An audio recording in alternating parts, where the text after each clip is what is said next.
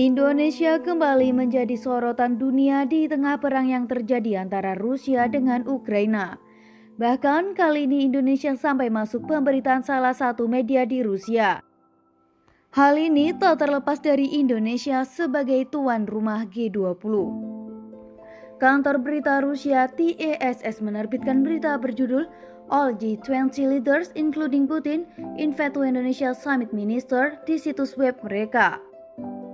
Di dalam artikel tersebut ditegaskan bahwa Menteri Keuangan Indonesia Sri Mulyani Indrawati telah mengatakan pada Kamis 21 April 2022 para pemimpin semua negara anggota G20 telah diundang ke KTT mendatang di Indonesia, termasuk Presiden Rusia Vladimir Putin.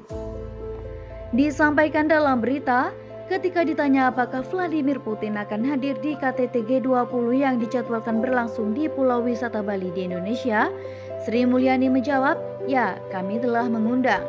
Sri Mulyani menambahkan bahwa undangan ke acara tingkat atas dikirim sebelumnya. Sekarang semua negara di G20 telah menerima undangannya, ujar dia.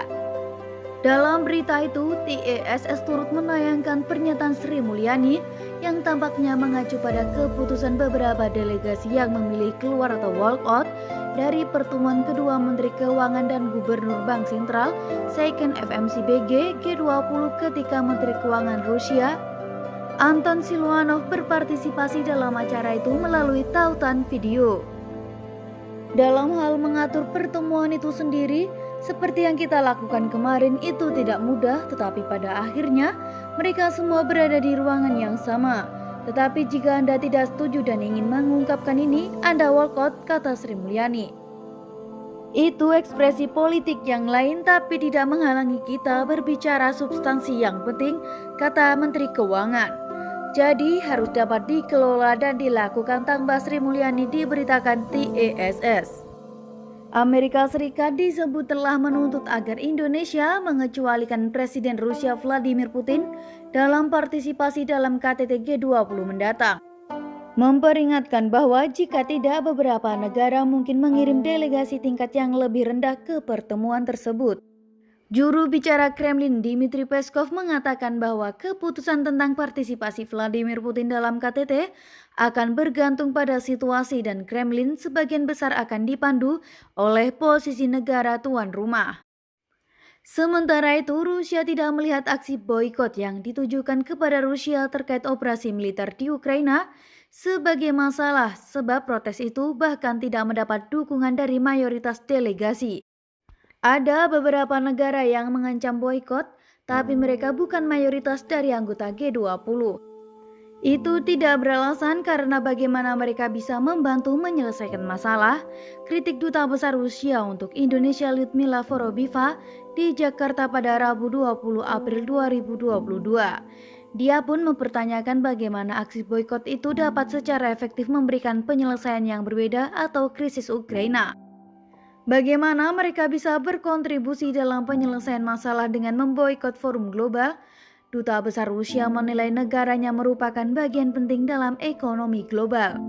Adapun dampak sanksi yang diberikan kepada Rusia juga terlihat mempengaruhi dunia.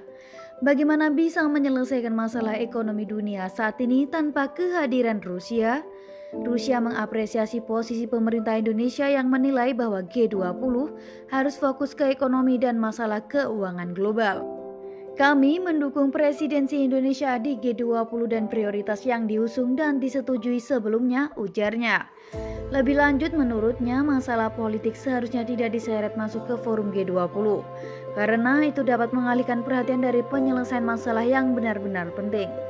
Rusia memastikan niat untuk terus berpartisipasi dalam agenda G20 tahun itu dan berharap Presiden Vladimir Putin bisa datang ke KTT G20.